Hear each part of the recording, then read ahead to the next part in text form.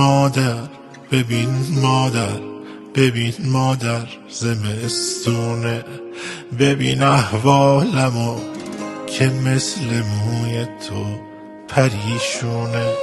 واسم رخته عذاب تن کن، همینجا شب روشن کن که امشب حال من عین شب شام غریبونه.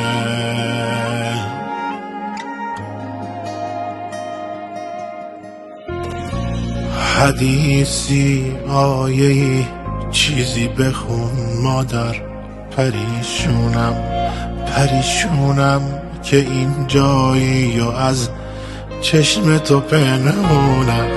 بغل وا کن واسه پروانه های پیرهنم، شاید بدونم تیکه ها توی